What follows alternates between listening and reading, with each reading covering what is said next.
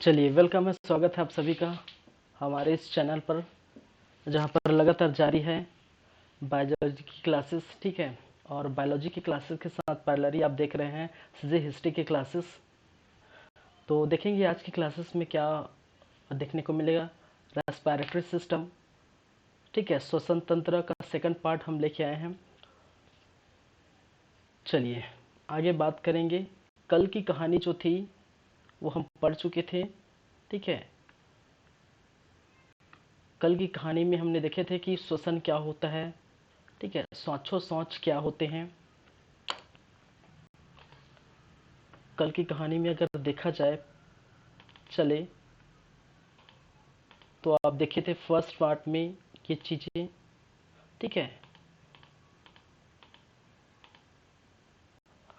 Respiratory system के अंतर्गत हमने बात की थे जो है श्वसन क्या होते हैं। ठीक है, श्वसन तंत्र क्या होता है। फिर हमने बात की थे श्वासोच्छ्वास के बारे में, या जिसको कहा जाता है ब्रीथिंग, और ब्रीथिंग किस प्रकार के होते हैं। ठीक है, कितने प्रकार के ब्रीथिंग हो सकते हैं, निश्वसन, उच्छ्वसन। ठीक है, फिर हमने ब्रीथिंग और जो है रेस्पिरेशन में डिफ्रेंशिएट किए थे, जहाँ पर सामान्य ब्रीथिंग का कुछ एग्जांपल यहाँ पर हमने देखने को मिला है। फिर असामान्य ब्रीथिंग क्या होता है ये भी हमने पढ़े। फिर ब्रीथिंग के समय जो वायुमंडल में उपस्थित गैसें हैं, ठीक है, उस गैस का कितना परसेंट आपके द्वारा लिया जाता है और कितना परसेंट जो है फिर से वायुमंडल में छोड़ दिया जाता है। ठीक है, ये बातें हमने देखी। फिर कुछ बातें यहाँ पर, कुछ महत्वपूर्ण तथ्य पढ़े थे, जहाँ पर O2 का 4% ही बॉडी में यूज़ किया जाता है एक बार में। हमारे द्वारा 450 से 500 क्यूबिक O2 जो है लिया जाता है। फिर 1 मिनट में लगभग 16 से 20 बार सांस ले सकते हैं, कहने का मतलब 18 बार लगभग। ठीक है, चलिए, तो ये हमने देखे थे। फिर यहाँ पर हम पहुँचे थे। ठीक है, तो ये डायग्राम मैंने बना दिया था।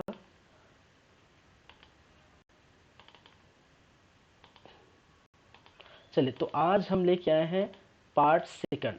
क्या है? पार्ट सेकंड, रेस्पिरेटरी सिस्टम का सेकंड पार्ट।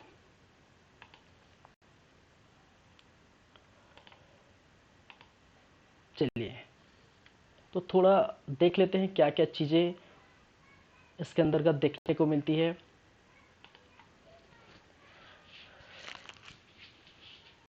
चलिए, मैंने कहा था यहाँ पर आप देख रही है नोज़ है, और यहाँ पर आप देखने को मिलेगा नासा गुहा, नजल चैम्बर, जहाँ पर छोटी छोटी जो हेयर्स यहाँ पर पाए जाते हैं, मिलते हैं। ठीक है, सभी के बारे में देखेंगे, एक एक करके चर्चा करेंगे। फिर फेरिंग्स, ये वाला जो पोर्शन है फेरिंग्स कहलाता है। और यहीं पर जब हम बात कर रहे थे किसकी, जब डाइजेस्टिव सिस्टम की बात कर रहे थे, तो डाइजेस्टिव सिस्टम के समय हमने ये भी बात की थी कि यहीं के आगे आप देखेंगे, यहीं पर आपको क्या देखने को मिलता है, इपिग्लोटिस। ठीक है, क्या है? इपिग्लोटिस। और इपिग्लोटिस का क्या कार्य था? ठीक है, क्या कार्य था? जब हम कुछ खाना खाते हैं, ठीक है, कुछ खाते हैं, तो वो फेफड़ों में ना जाए, इसलिए जो फेफड़ों का स्थान को ये क्या है, एक ढक्कन नुमा संरचना होती थी। ठीक है, तो फेफड़ों में ये ना जाए, लंग्स में हमारा खाना ना जाए, तो इसलिए उस पार्ट को, ठीक है, क्या किया जाता है, ढक दिया जाता है जब हम क्या करते हैं, उस समय खाना खाते हैं। ठीक है, तो ये बातें हमने की थी। ठीक है, ग्रास नली की बातें करेंगे, लैरिंग्स क्या है, फेरिंग्स क्या है। ठीक है, उसके बाद हम बात करेंगे ये सांस नली, ठीक है, ट्रेकिया, फिर ब्रोंकाई। ठीक है, ये वाला जो पोर्शन है ब्रोंक्योज, फिर ब्रोंक्योज फिर से डिवाइड हुआ है, सॉरी ब्रोंकाइस है, ब्रोंकाई के बाद ब्रोंक्योज डिवाइड हुआ है। फिर ब्रोंक्योज के बाद देखने को मिलता है एल्वियोलाई, जिसको कहा जाता है वायुकोश। और मैंने बताया था वायुकोश की संख्या लगभग एक फेफड़ों में जो है 15 करोड़ के आसपास है, लगभग 30 करोड़ आपको देखने को मिलता है। ठीक है, ऐसी इस प्रकार की संरचना को हमने नाम दिया था डायाफ्राम। ठीक है, क्या बोलते हैं, डायाफ्राम। ठीक है, चले, देखिए, जैसे कि मैंने बताया था, एक चीज़ यहाँ पर और रह गई है, यहाँ पर मैं और जैसे कि मैंने बताया था कि जितने भी प्रत्येक आप अंग देखेंगे, ठीक है, बायोलॉजी में या फिर, ठीक है, जितने भी आप क्या देखेंगे, अंग देखेंगे, ऑर्गन्स देखेंगे बॉडी में, उसमें मैंने बताया था कि कुछ ना कुछ मेम्ब्रेन आपको देखने को मिलती है, ठीक है। तो यहाँ पर भी एक मेम्ब्रेन आपको देखने को मिलती है, ठीक है। और मेम्ब्रेन का कार्य मैंने हमेशा ये कहा है कि मेम्ब्रेन जब भी होती है, ठीक है, तो बाहरी चीज़ों से सुरक्षा प्रदान करने के लिए, ठीक है, धक्का लगने के लिए, ठीक है, वगैरह वगैरह से सुरक्षा प्रदान करने के लिए क्या की जाती है, मेम्ब्रेन का यूज़ की जाती है, ठीक है। तो आप जो देख रहे हैं इस प्रकार से जो लंग्स है, लंग्स के चारों तरफ इस प्रकार से जो संरचना आपको दिखाई दे रही होगी, ठीक है, जो मैं ड्रॉ कर रहा हूँ, वही क्या कहलाता है, मेम्ब्रेन, ठीक है, क्या कहलाता है, मेम्ब्रेन। तो जैसे सेल में आप देखेंगे सेल मेम्ब्रेन रहता है, ठीक है, सेल में हमने क्या देखे, सेल मेम्ब्रेन रहता है। चलिए, और हम सेल में पढ़े सेल मेम्ब्रेन, और जहां हम डाइजेस्टिव सिस्टम में पढ़े तो अमाशय के भाग के में आपको एक मेम्ब्रेन मैंने बताया था, ठीक है, म्यूकस मेम्ब्रेन, ठीक है, जो एसील इतना जो है अम्ली देखने को मिलता था उस समय, ठीक है। तो एसील क्या करता है, अम्लता प्रदान करती है, लेकिन उसी अम्लता प्रदान करने के कारण, ठीक है, कभी हो सकता है कि पेट को हमारा जला दे, इसी कारण एक मेम्ब्रेन जो है देखने को मिलता है, उसका नाम था म्यूकस मेम्ब्रेन। तो यहाँ पर जो है इस मेम्ब्रेन का नाम है, उसको बोलते हैं प्लोवेरा मेम्ब्रेन, ठीक है, जिसको हिंदी में बोला जाता है फुफ्फुस झिल्ली, ठीक है। मैं यहाँ लिख देता हूँ, ये वाला जो मेम्ब्रेन दिख रहा है, ठीक है, उसको हम बोलते हैं प्लोवेरा मेम्ब्रेन, प्लोवेरा मेम्ब्रेन, या जिसको बोला जाता है फुफ्फुस झिल्ली। क्या बोलते हैं, फुफ्फुस झिल्ली, ठीक है। चलिए, अब प्रॉपर प्रोसेस समझते हैं क्या हो रहा है इसके अंतर्गत। तो पहली बात तो यहाँ पर एक एक चीज को ध्यान में यहाँ पर देंगे कि नोज या फिर नाक, ठीक है। तो पहली बातें अगर हम करें, किसकी बातें, नोज या नाक की, ठीक है। तो नोज या नाक का एक क्या है, एक प्रकार का आप जानते हैं, ठीक है।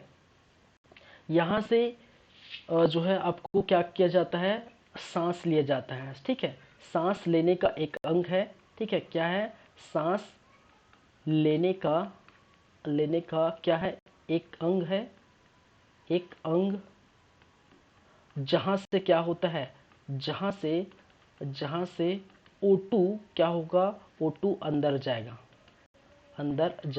ठीक है, जाहिर सी बात है, ये सभी जानते हैं, पहली बातें। दूसरी बातें अगर करें हम, नेजल चेंबर, क्या है, नेजल चेंबर,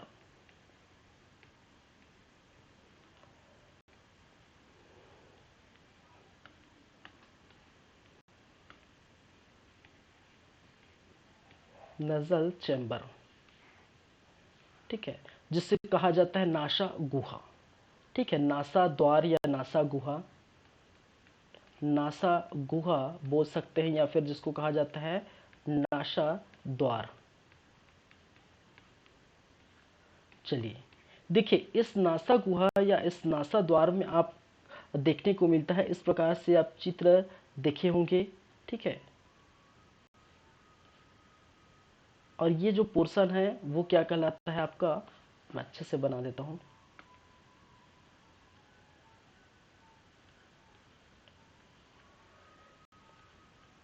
चलिए, यहाँ पर जो नासा गुहा है, ठीक है, ये नासा जो नेजल चेंबर है, और यहीं पर आपको इस प्रकार से संरचना आपको देखने को मिलती है, हेयर टाइप की संरचना, ठीक है, ये क्या है, हेयर्स है, ठीक है, क्या करता है, हेयर्स का। अब यहाँ पर हेयर्स का क्या काम है, ठीक है, नेजल चेंबर या नासा गुहा में हेयर्स का क्या काम है। देखिए, हेयर्स क्या करता है, ये वायु को, O2 को क्या करता है, छानने का काम करता है, ठीक है, छानने का कार्य करता है, ठीक है। और छानने के बाद जो शुद्ध, जो क्या होगा, शुद्ध O2 होगा, उसी शुद्ध O2 को क्या करेगा, ये अंदर की ओर ले जाएगा, ठीक है।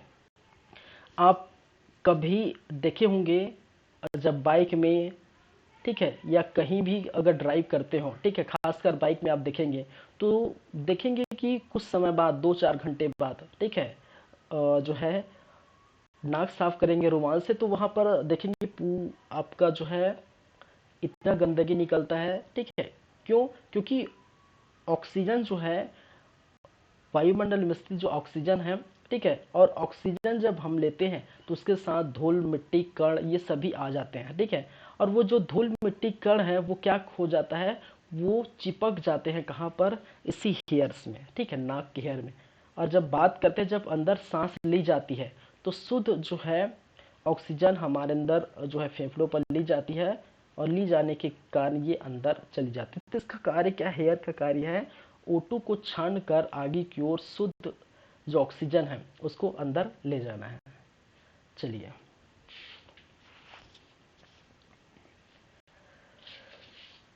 नेक्स्ट, ये हो गया सेकंड। बात करें थर्ड। थर्ड इस थर्ड इसके बाद क्या देखने को मिलेगा, ये है आपका फेरिंग्स। क्या है, फेरिंग्स या ग्रसनी, ठीक है। कुछ नहीं, फेरिंग्स या ग्रसनी की बात करें, ठीक है, फेरिंग्स या जो है ग्रसनी की बात करें तो फेरिंग्स या ग्रसनी के आसपास आपको देखने को मिलता है ये जो है फेरिंग्स या ग्रसनी, यहाँ पर आपको डाइजेस्टिव सिस्टम के आस डाइजेस्टिव सिस्टम और रेस्पिरेटरी सिस्टम, ठीक है, दोनों सिस्टम के आसपास आपको देखने को मिलता है, ठीक है। और मैंने कहा था जब बात आती है किसकी, जब बात आती है, ठीक है, ये जो सांस लेते हैं तो नाक और हमारा मुंह एक तरफ से पूरा ज्वाइंट है, ठीक है। और यहीं पर जहां पर जो ग्रसनी है, ठीक है, ग्रसनी है आगे की ओर आपको देखने को मिलता है, और उसी पीछे की ओर आपको जो डाइजेस्टिव सिस्टम का पार्ट है, ठीक है, डाइजेस्टिव सिस्टम का पार्ट है, पीछे तरफ जो है डाइजेस्टिव सिस्टम का पार्ट है, और आगे की तरफ जो रेस्पिरेटरी सिस्टम का पार्ट है। कहने का मतलब जो सामने आप फेफड़ा देख रहे हैं, फेफड़ा के पीछे जो है वो क्या है, खाने वाला पार्ट है, ठीक है। तो यही जो ज्वाइंट चीज आपको देखने को मिलती है बीच में, ठीक है। और यहीं से नीचे आएंगे, जस्ट इसी से जस्ट नीचे आएंगे तो मैंने कहा था यहीं पर एक ढक्कन नुमा संरचना होती है। इसी ग्रसनी के अंदर आपको हल्का से नीचे आएंगे तो ये जो है ढक्कन नुमा संरचना होती है, और इसी को हमने क्या कहते, इसी को कहते इपीग्लॉटिस। इपीग्लॉटिस कहाँ पर पढ़े थे ये, इपीग्लॉटिस जो पढ़े थे वो डाइजेस्टिव सिस्टम में, जिसमें मैंने कहा था ढक्कन नुमा संरचना होती है, ठीक है। जब खाना खाते हैं तो खाना आपके फेफड़े में ना जाए, इसलिए वो जो पार्ट है वो थोड़ी देर के लिए क्या किया जाता है, ढक दिया जाता है इसी इपीग्लॉटिस के नाम से, ठीक है। तो जब इस प्रकार से गुटकते हैं तो यहाँ पोर्शन हल्का सा जो बंद होने की कगार में आपको देख हल्का से बंद होता है, वही क्या है, इपीग्लॉटिस है, ठीक है। तो ग्रसनी इसी के अंदर आपको देखने को मिलता है, इन दोनों के बीच में। चलिए, और उसी के नीचे है आपका इपीग्लॉटिस। चलिए, तो ये हो गया आपके नाक, नेजल चैम्बर, ग्रसनी, इपीग्लॉटिस, ठीक है। इसी के नीचे देखेंगे और यहीं से आपका जो डाइजेस्टिव सिस्टम वाला पार्ट स्टार्ट हो जाता है। चलिए, यहां पर हम बात करेंगे इसके बाद लैरिंग्स की। लैरिंग्स क्या होता है, स्वर यंत्र। लैरिंग्स, फेरिंग्स और लैरिंग्स अलग अलग चीजें हैं। लैरिंग्स जिसको बोलते हैं स्वर यंत्र, लैरिंग्स। आपने अगर फिल्म इंडस्ट्री में आप देखे होंगे, ठीक है, क्या होगा, फिल्म इंडस्ट्री में आप देखे होंगे तो आपको देखने को मिलेगा लिरिसिस्ट, ठीक है। क्या है, लिरिसिस्ट, कहने का मतलब है जो स्वर देते हैं, कहाँ पर, फिल्मों में, ठीक है, एल्बम में, गानों में जो स्वर देते हैं उसको हम क्या कहते हैं, लिरिसिस्ट बोलते हैं, ठीक है। तो वो क्यों कहा जाता है, क्योंकि इसी से पड़ा हुआ है, ठीक है। क्यों? इसका कार्य है स्वर यंत्र, और स्वर यंत्र कहने का मतलब है यहाँ पर आपको क्या देखने को मिलेगा?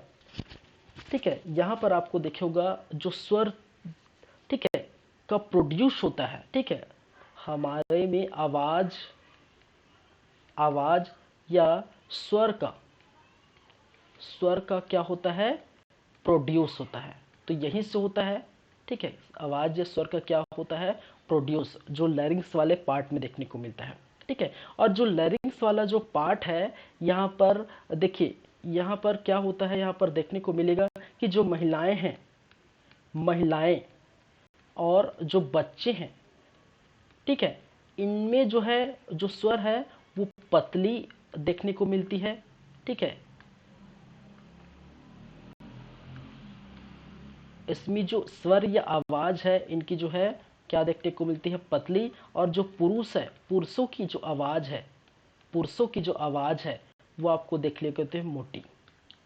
ठीक है, क्या देखने को? मोटा या मोटी, जो भी है, मोटा। ठीक है, पुरुषों की जो आवाज है वो क्या होता है? वो थोड़ा मोटा होता है एज कंपेयर टू किसके? महिला और बच्चे की। ठीक है, तो देखिए पतले होंगे। ठीक है, तो यहाँ पर आवाज जो है जितनी पतली होंगी तो आवाज क्या है? दूर जाएगी। ठीक है, क्या है? दूर जाएगी। ठीक है, ज्यादा दूर जाएगी। लेकिन जब मोटा आवाज है, ज्यादा दूर जाएगी नहीं, लेकिन ये गूंजेगी। ठीक है, क्या है? आवाज ज्यादा गूंजेगी। ठीक है, तो महिलाओं में याद रखिए पतले जो है क्या होता है? आवाज पतली होती है, और जो है जितना ज्यादा चिल्लाएंगे, ठीक है, आवाज जो है थोड़ा ज्यादा जाती है। लेकिन पुरुषों की आवाज उतना जो है थोड़ा भद्दा और थोड़ा मोटा होता है। ठीक है, और ये आवाज जो है ज्यादा जो है दूर तक तो जाएगी नहीं, लेकिन गूंजेगी बहुत ज्यादा। ठीक है, तो ऐसे जो है स्ट्रक्चर आपको देखने को मिलता है। क्या बोलते हैं इसको? स्वर यंत्र। ठीक है, यहाँ से स्वर प्रोड्यूस होता है। ठीक है, और यही स्वर यंत्र आप जो देख रहे हैं, ठीक है, मैंने कहा ये वाला जो पार्ट है यही स्वर यंत्र, और यहीं पर ये क्या कहलाता है? जो प्रोड्यूस करते हैं इसी को हम क्या करते हैं? स्वर यंत्र। ठीक है, या जिसको लैरिंग्स कहा जाता है। क्या कहा जाता है? लैरिंग्स।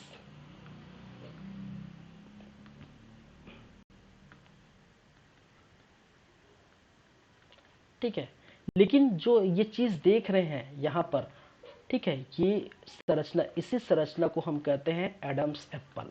क्या बोलते हैं? Adam's apple. और एडम्स एप्पल खाने वाला एप्पल नहीं है। ठीक है, एडम्स एप्पल जिसको हिंदी में टेटुआ बोलते हैं। आपने कभी झगड़ा होंगे, ठीक है, झगड़ा अगर हुए होंगे तो आपको यही देखने को मिलता है कि ज़्यादा बात करेगा या ज़्यादा बात करेगी, ठीक है, ज़्यादा बोलेगा या ज़्यादा बोलेगी तो मैं तुम्हारा टीटुआ दबा दूंगा या दबा दूंगी। ठीक है, तो इस प्रकार से आप देखने को मिलता है यहाँ पर। ठीक है, तो यहीं पर आपको स्वर यंत्र और इसी के नीचे एडम्स एप्पल जिसको कहा जाता है टीटुआ। ठीक है, चलिए देखिए, कई बार ऐसा होता है कि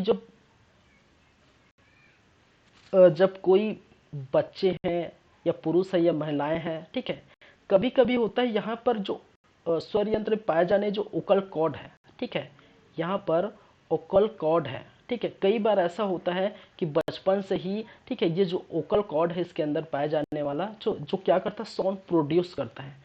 वही क्या बार क्या बोलता है? फट जाता है। ठीक है, और फट जाने के कारण यहीं पर जो है गूंगे जो है गूंगेपन का जो शिकार आपको देखने को मिलता है। ठीक है, कभी कभी आप देखेंगे, ठीक है, गूंगा, ठीक है, या गूंगेपन का जो है, गूंगेपन का जो शिकार देखने को मिलता है वो यहीं से मिलता है। ठीक है, ये चीजें हैं। कई बार आप देखेंगे आवाज में, ठीक है, कई बार किसी का आवाज अचानक खराब होती है ज्यादा धूम्रपान करने से भी, ठीक है, ज्यादा नशा करने से भी, ठीक है, जो, ठीक है, जो निकोटीन ज़्यादा लेने से, ये इससे भी क्या है, कई बार जो है आवाज़ खराब हो जाती है। ठीक है, पूरी तरह से नहीं तो हल्का जो है खराब हो जाती है। ठीक है, चलिए, तो वोकल कार्ड का भी फट जाता है। ठीक है, तो आपके जो है ये गूंगापन या गूंगेपन का शिकार होने लगता है। ठीक है, तो ये जो है लैरिंग्स है, ये स्वर यंत्र है। ठीक है, ये काम करता है। ठीक है, टू प्रोड्यूस अ साउंड, ठीक है, क्या है, टू प्रोड्यूस साउंड।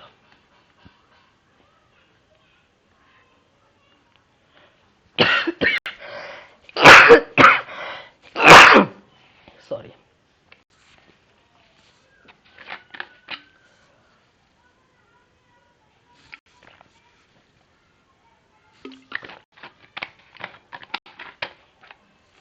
चलिए आगे बढ़े।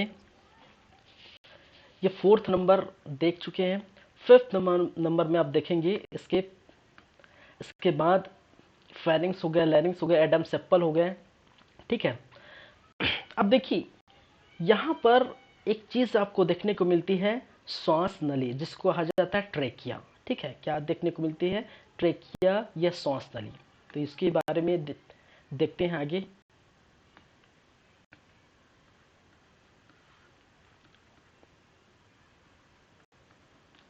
ट्रैकिया या जिसको कहा जाता है विंड पाइप, ठीक है, क्या है, विंड पाइप, या जिसको कहा जाता है श्वास नली, ठीक है, श्वास नली, ट्रैकिया, विंड पाइप या श्वास नली, ठीक है। अब देखिए यहाँ पर क्या देखने को मिलेगा, इस ट्रैकिया, विंड पाइप या श्वास नली पर आप देखेंगे तो ये क्या है, ये ट्रैकिया है, ठीक है। और यहाँ पर कुछ इस प्रकार से छल्ले नुमा संरचना देखने को मिलता है, ठीक है। पूरे पाइप में हमने क्या देखे, छल्ले नुमा क्या देखने को मिलता है, संरचना देखने को मिलता है, ठीक है। ये क्या है, ये ट्रैकिया है, ठीक है। और ये जो छल्ले नुमा संरचना जो आपको दिखाई दे रहे हैं, ठीक है, यही छल्ले नुमा संरचना क्या करता है, बांध के रखता है, ठीक है। जब आप ज्यादातर खांसते हैं, ठीक है, अगर ऐसी चीजें नहीं होगी, ठीक है, ऐसी चीजें नहीं होगी तो जब ज्यादातर आप खांसते हैं या बहुत ज्यादा सांस लेते हैं, ठीक है, तो वो क्या होता है, हल्का से अपने तरफ एक दूसरे की तरफ खींचने की कोशिश करेंगे। यहाँ का ये पाइप इस तरफ, यहाँ का ए पाइप इस तरफ खींचने की कोशिश करेगा, ठीक है। तो यही चीज को बांधने के लिए एक ऐसी छल्लेदार नुमा संरचना आपको देखने को मिलती है, ठीक है। जहाँ पर ट्रैकिया में, यहाँ पर मैंने यहाँ पर बताया, और यहाँ से लेकर यहाँ तक चारों तरफ इस जितना दूर ट्रैकिया है, ट्रैकिया जो है फिर डिवाइड हुआ है किसमें, ब्रोंकी में, ठीक है। और ब्रोंकी फिर से डिवाइड हुआ है ब्रोंकियोल्स में, ठीक है। तो बस इसका काम क्या है, ठीक है, इसको कहा जाता है विंड पाइप। और विंड पाइप में जहां से सांस होकर गुजरती है, ठीक है, यहां पर क्या होगा, यहीं से क्या हो गया, इसी से और जो है O2 होकर गुजरती है, होकर क्या करती है, गुजरती है, ठीक है। कहां पर, विंड पाइप, ठीक है। और टैकिया आगे जाकर फिर से डिवाइड हुआ है छोटे छोटे छोटे छोटे क्या है, संरचनाओं में, ठीक है।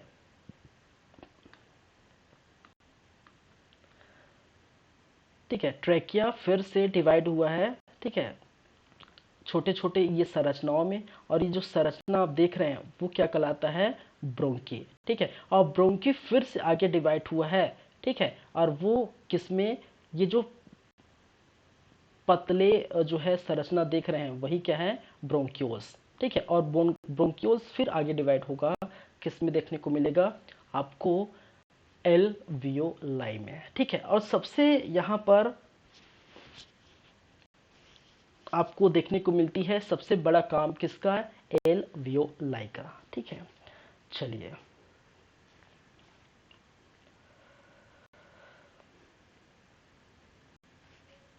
चलिए, अब इसका मैंने कहा ये सभी कार्य करते, इसका जो मेन प्रोसेस है आपको ये देखने को मिलती है। अब देखिए हमारा जो वायु है, और वायु का जो है आगमन हमारे जो है फेफड़े में, ठीक है, या वायु जो है फेफड़ों में किस प्रकार से जाते हैं। तो सबसे पहले हम बात करें किए थे किसकी, नोज की, ठीक है। तो वो जो है क्या है, नोज,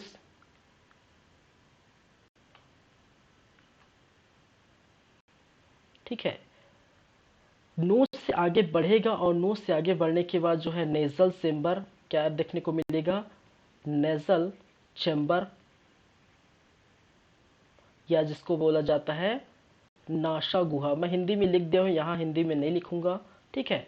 नेजल चेम्बर या जिसको कहते हैं नासा गुहा। नासा गुहा के बाद आप देखते हैं, ठीक है, आगे प्रवेश करेगा, ठीक है, और आगे नजल चेम्बर, नासा गुहा, और नासा गुहा के बाद ये फेरिंग्स, कहाँ पर जो है फेरिंग्स।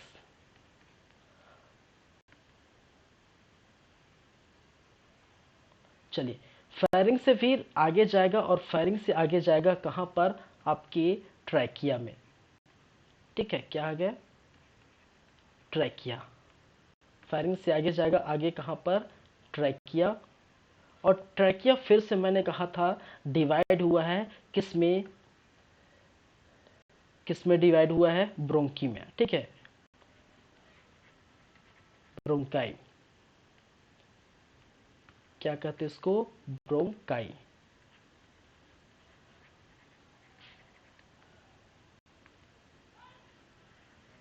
समझेगा, ब्रोंकाई जो है फिर से डिवाइड हुआ है किसमें, ब्रोंक्यूल्स में, किसमें, ब्रोंक्यूल्स।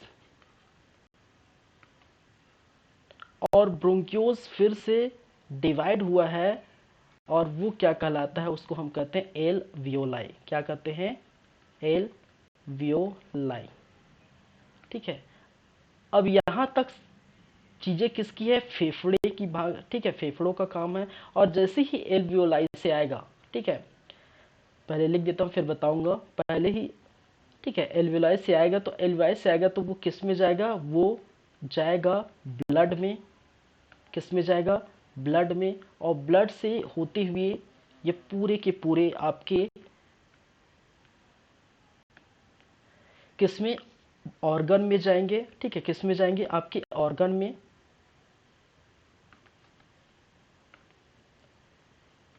ऑर्गन या अंग। और ऑर्गन अंग के बाद ये जाएगा किसमें, सेल, ठीक है, कि ऑर्गन में जाएगा, और ऑर्गन के बाद सबसे महत्वपूर्ण जाएगा सेल, ठीक है। तो इस प्रकार से आपको देखने को मिलता है, ठीक है, इस रास्ते से होकर आपको गुजर, ठीक है।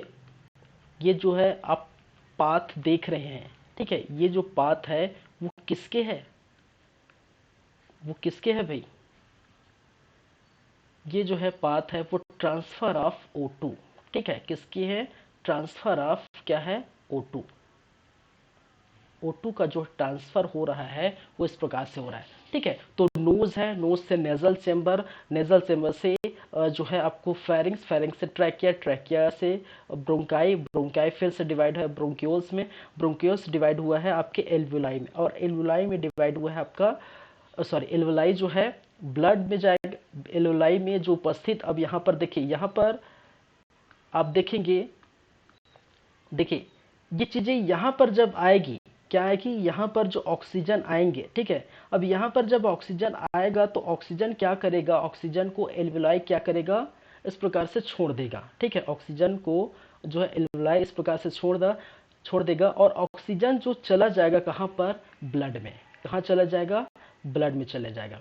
और ब्लड में जाएगा, और ब्लड में आप जानते हैं एचबी की सहायता से, ठीक है, किसकी सहायता से, हीमोग्लोबिन की सहायता से, एचबी की सहायता से ब्लड में, ठीक है, क्या करेगा, जो है पूरी तरह से ब्लड से पूरा जो है ऑर्गन, ठीक है, आपके हाथ, पैर, ठीक है, जितने भी स्थान, ठीक है, जो भी ऑर्गन है, ठीक है, वहां पर जाएगा। और आपको पता है, ठीक है, हमारे शरीर में नंबर ऑफ सेल है, और हर ऑर्गन, ठीक है, क्या के अंदर आपको जो देखने को मिलेगा सेल है, ठीक है। तो हमारे शरीर में नंबर ऑफ सेल है, तो वहीं पर क्या होगा, जाएगा। और जब बात करते हैं इस सेल में जाएगा, तो आपको पता है सेल में उपस्थित है, क्या है, यहाँ पर आपको देखने को मिलेगा माइटोकॉन्ड्रिया। क्या होगा, ये आपको देखने को मिलेगा साइटोप्लाज्म और माइटोकॉन्ड्रिया। ये है आपका माइटोकॉन्ड्रिया, माइटोकॉन्ड्रिया,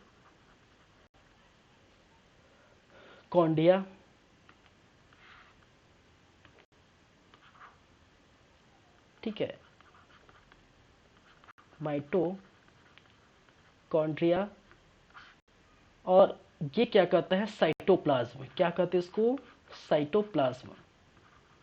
ठीक है, और यहीं पर माइटोकॉन्ड्रिया, यहीं पर सेल में आपको क्या देखने को मिलता है, सेलुलर रेस्पिरेशन। ठीक है, कोशिकी श्वसन। यहाँ पर क्या देखने को मिलेगा, कोशिकी कोशिकी श्वसन। और कोशिकी श्वसन के द्वारा, ठीक है, कोशिकी श्वसन के द्वारा आप क्या देखने को मिलेगा, ठीक है, कि ऑक्सीजन लेगा, ठीक है, और ऑक्सीजन लेने के बाद, ठीक है, हमारा हमारे पास क्या है, ठीक है, हमारे पास क्या है, जो है कार्बोहाइड्रेट।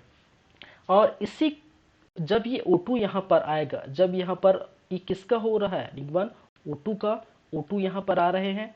ठीक है, जब यहाँ पर O2 आएगा तो क्या होगा, आपको देखने को मिलेगा कैटेबॉलिज्म होगा, किसका, कार्बोहाइड्रेट का। और कैटेबॉलिज्म होगा, कहने का मतलब कार्बोहाइड्रेट टूटेगा, ठीक है, और यहीं पर हमें क्या होगा, एनर्जी देंगे। क्या होंगे, एनर्जी देंगे। लेकिन जब बात आती उसके बाद जो बच गए हैं, ठीक है, चीजें बच गई है, वो क्या है, वो है कार्बन डाइऑक्साइड। ठीक है, तो फिर से ये कार्बन डाइऑक्साइड है, ये निकलेगा बाहर, फिर से पुनः यहाँ पर क्या देखने को मिलेगा, CO2, फिर से यही रास्ते से CO2 फिर से क्या होगा, बाहर जाएगा। ठीक है, इसी रास्ते से CO2 क्या करेगा, बाहर जाएगा। तो CO2, ये है CO2, CO2, CO2।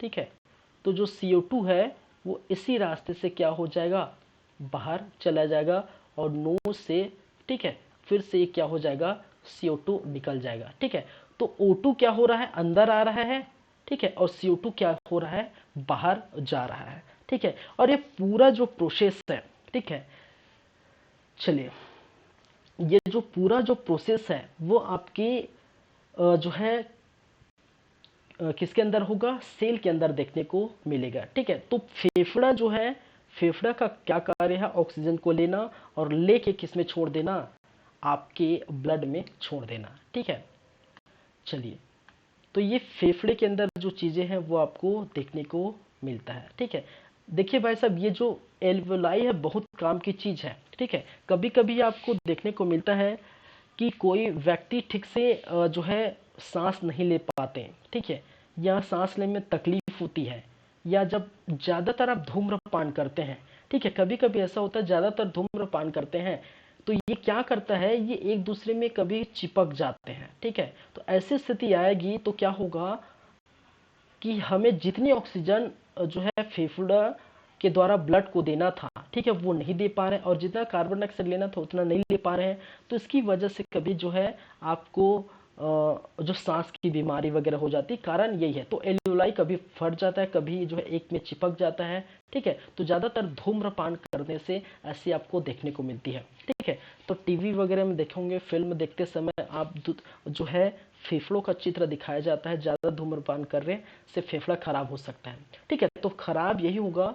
ठीक है, तो यही चीज़ खराब होता है, या तो आपके जो यहाँ पर जो है जो लैरिंग्स वाला पार्ट, कभी ये ट्रैकिया वाला पार्ट, कभी खास कर खराब अगर होगा तो एल्वेलाई वाला पार्ट खराब होगा तो बहुत जो है दिक्कत में आ जाएगी। ठीक है, तो एल्वेलाई क्या करता है, ऑक्सीजन को ब्लड में छोड़ता है, और ब्लड के द्वारा जो है क्या होता है, वो जाता है सेल में, और सेल में सेलुलर रेस्पिरेशन, या जिसको बोलते हैं कोशिकी श्वसन। हम देखेंगे आगे कोशिकी श्वसन या सेलुलर रेस्पिरेशन क्या है।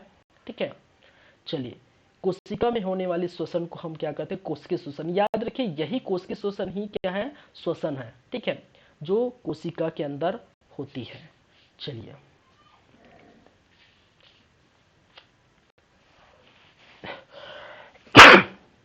ठीक है, क्लियर है बातें। तो ये प्रोसेस याद रखिए किस प्रकार से ये जो है प्रोसेस होता है हमारे शरीर में। तो आप लिख सकते हैं मानव रेस्पिरेटरी सिस्टम।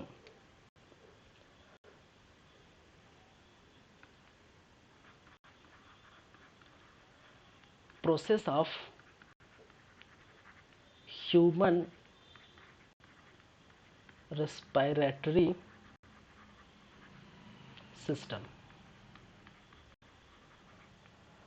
ठीक है, मानव श्वसन तंत्र की क्रियाविधि। ठीक है, हिंदी में लिख सकते हैं मानव श्वसन तंत्र की क्रियाविधि। मानव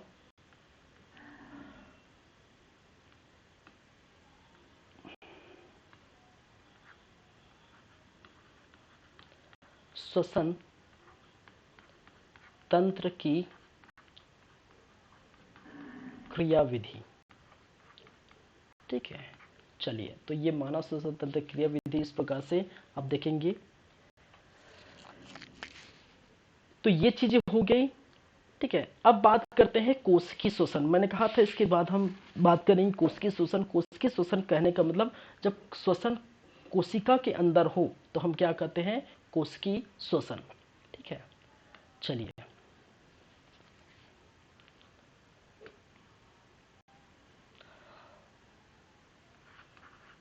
सेलुलर सेलुलर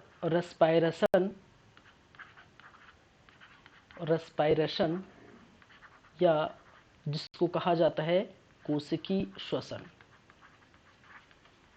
कोशिकीय श्वसन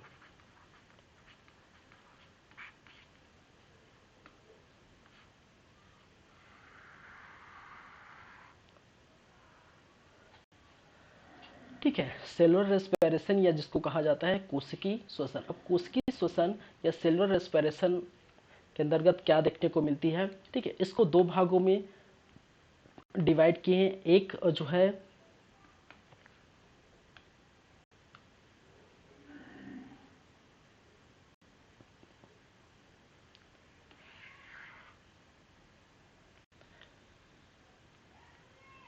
चलिए, एक कहलाता है आपका जिसको बोलते हैं अनाक्षी श्वसन। क्या बोलते हैं, अनाक्षी श्वसन, या जिसको कहा जाता है anaerobic respiration. Anaerobic respiration.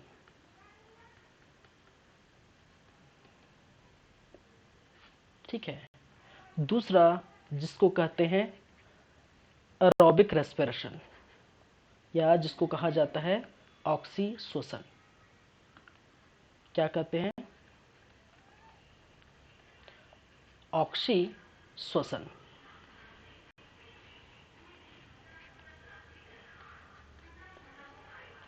Aerobic respiration क्या है, रेस्पिरेशन।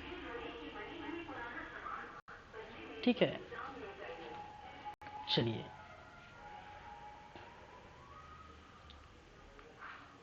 अनाक्षी श्वसन और दूसरा ऑक्सी श्वसन। ठीक है, देखिए, कोशिका श्वसन कहने का मतलब कोशिका में होगा, इसको समझाने की कोई बात नहीं। ठीक है, श्वसन की क्रिया कहाँ होगी, श्वसन की क्रिया कोशिका में होगी या सेल में होगी, सेल में होगी। ठीक है, और एक है जिसको हम कहते हैं अनाक्षी श्वसन, दूसरा ऑक्सी श्वसन। ठीक है, नाम से स्पष्ट है अनाक्षी श्वसन। अनाक्षी श्वसन कहने का मतलब है, ठीक है, ऑक्सीजन की उपस्थिति। ठीक है, ऑक्सीजन की अनुपस्थिति। नाम से स्पष्ट है किसकी, O2 की अनुपस्थिति होगी, या दो कंडीशन बनेंगे, या फिर O2 की कम उपस्थिति। ठीक है, थोड़ी बहुत मात्रा O2 रहेगी। ठीक है, तब, या O2 की पूरी तरह से मात्रा उपस्थित नहीं है, तब हम क्या कह सकते हैं उसको, अनाक्षी श्वसन। ठीक है, दूसरा, ये कंडीशन नंबर फर्स्ट क्या है, हम इसको लेके चलेंगे कंडीशन नंबर फर्स्ट, और इसको हम लेके चलेंगे कंडीशन नंबर सेकेंड। ठीक है, यहाँ पर ऑक्सी श्वसन कहने का मतलब है, जाहिर सी बात है, ऑक्सीजन की उपस्थिति। ठीक है, ऑक्सीजन की उपस्थिति में ठीक है, किसमें? ऑक्सीजन की उपस्थिति है। तो यहाँ पर ऑक्सीजन की अनुपस्थिति में, ऑक्सीजन की कम उपस्थिति में, ठीक है, तब हम देखेंगे। चलिए, सबसे पहले बात कर रहे हैं एनएरोबिक एस्पिरेशन, और एनएरोबिक रेस्पिरेशन में सबसे पहले ऑक्सीजन की अनुपस्थिति में, ठीक है, ऑक्सीजन की अनुपस्थिति में।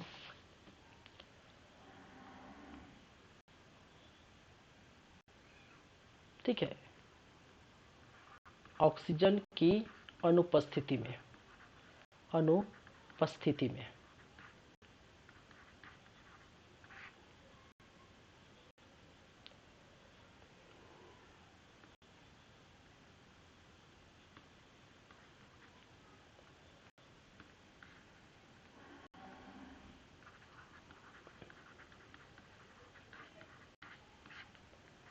चलिए, यह जिसको बोलते हैं अब्सेंस ऑफ O2, ठीक है, अब्सेंस ऑफ O2।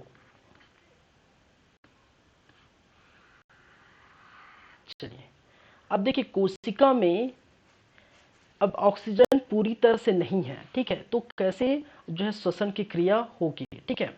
तो ये जो श्वसन की क्रिया होगी वो आपको कहाँ देखने को मिलता है? कहने का मतलब है, देखिए वहां हमने क्या किए थे, लगातार देखिए जो चीज ग्लूकोज है वही तोड़ना है, ठीक है। मैंने क्या कहा, वहां भी कैटाबॉलिज्म होगा। कहाँ पर? यहाँ पर कैटाबॉलिज्म होगा। किसका कैटाबॉलिज्म होगा? ठीक है, कहाँ पर? C6H12O6, ठीक है, किसका? ग्लूकोज का, ठीक है, किसका? ग्लूकोज। और ग्लूकोज का ही क्या होगा? कैटाबॉलिज्म होगा और हमें एनर्जी देती है, ठीक है। तो जब यहाँ पर क्या था, यहाँ पर ऑक्सीजन था, ठीक है, यहाँ पर ऑक्सीजन था, तब हमें एटीपी के रूप में एनर्जी देखने को मिलता है और CO2 बाहर जाते, ठीक है। 686 किलो कैलोरी जो है एनर्जी यहाँ पर क्या है देखने को मिला था, ठीक है। और जो है, ठीक है, और यहीं से हमें एनर्जी प्राप्त हुई थी। तो ये ग्लूकोज का कैटाबॉलिज्म होगा ऑक्सीजन की उपस्थिति के कारण, ठीक है। और एटीपी जो है के रूप में संचित होगी ऊर्जा, ठीक है। ये हमने माइटोकॉन्ड्रिया में देखे थे, ठीक है। तो यही चीज यहाँ पर देखने को मिला था। अब अगर आगे बढ़े तो मैंने क्या कहा था, अब्सेंस ऑफ O2, O2 की अनुपस्थिति में अगर ऐसी होती है तो O2 तो है ही नहीं, तो यहाँ पर सिर्फ और सिर्फ क्या है, C6H12O6। कहने का मतलब ये क्या है, ग्लूकोज है, ग्लूकोज है। अब जब ग्लूकोज है तो ग्लूकोज किस प्रकार से ये टूटेगा भाई, ठीक है, O2 की किसमें अनुपस्थित, जब ऑक्सीजन नहीं है, ठीक है, ये कैटाबॉलिज्म होगा। ये किस प्रकार से टूटेगा, O2 की अनुपस्थिति में, तो ये टूट कर क्या बना लेता है, 2C2H5OH, ठीक है, और 2 मॉलिक्यूल कार्बन डाइऑक्साइड का, ठीक है। और यहाँ पर आपको देखने को मिलता है 56 किलो कैलोरी एनर्जी क्या होती है, मुक्त होती है। क्या? 56 किलो कैलोरी जो है मुक्त होता है। और ये क्या है, इथाइल एल्कोहल, ठीक है। इसको हम क्या करते हैं, इथाइल एल्कोहल। एल्कोहल है, किस प्रकार का एल्कोहल है, इथाइल एल्कोहल, ठीक है, इथाइल एल्कोहल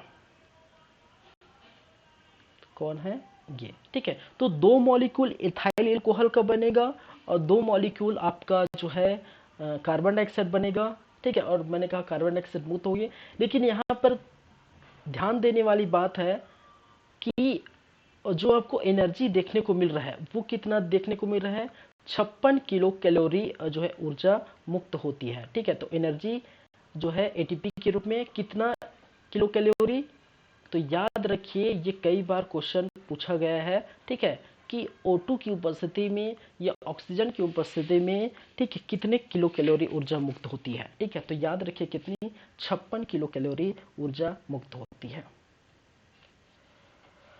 चलिए, और यही क्या कहलाता है, यह जो पूरा प्रोसेस है, ठीक है, ये जो पूरा प्रोसेस है, ठीक है, ये पूरा प्रोसेस है, यही पूरा प्रोसेस क्या कहलाता है, इसी को बोलते हैं फ्रेगमेंटेशन, या जिसको बोला जाता है किण्वन, फ्रेगमेंटेशन, या जिसको बोला जाता है किण्वन, ठीक है, किण्वन या फ्रेगमेंटेशन, ठीक है। और किण्वन या फ्रेगमेंटेशन किसको कहा जाता है? कहने का मतलब है जब ग्लूकोज जो है ऑक्सीजन की अनुपस्थिति में टूटकर इथाइल एल्कोहल का निर्माण करे, ठीक है। क्या करे, क्या करे भाई? ग्लूकोज टूटकर, या फिर सीधा लिख लेते हैं, ग्लूकोज ऑक्सीजन की अनुपस्थिति में, ऑक्सीजन की अनुपस्थिति में, अनुपस्थिति में टूटकर, ठीक है, इथाइल एल्कोहल, किसका? दो मॉलिक्यूल जो है इथाइल एल्कोहल, इथाइल एल्कोहल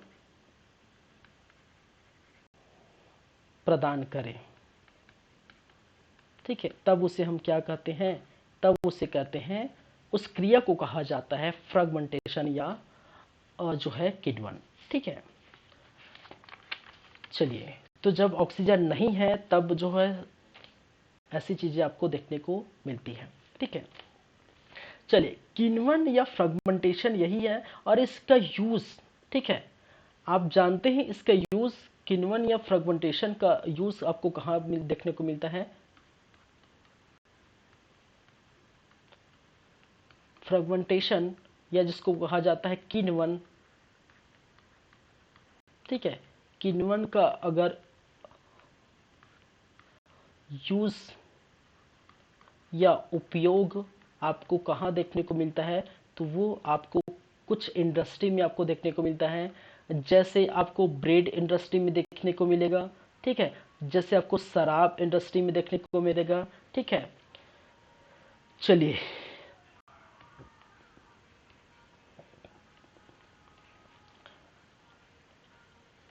दूध से दही बनाना, ठीक है, दूध से दही, दही का क्या करना? निर्माण करना, ठीक है। इसके निर्माण में जो हो फ्रेगमेंटेशन आपको देखने को मिलता है, ठीक है। और आपको पता है इसके काम में, दूध से दही निर्माण करने में जो है लैक्टोबैसिलस, लैक्टोबैसिलस नामक एक जो है बैक्टीरिया आपके काम में आती है, ठीक है। दूसरी चीजें जो है आपको ब्रेड,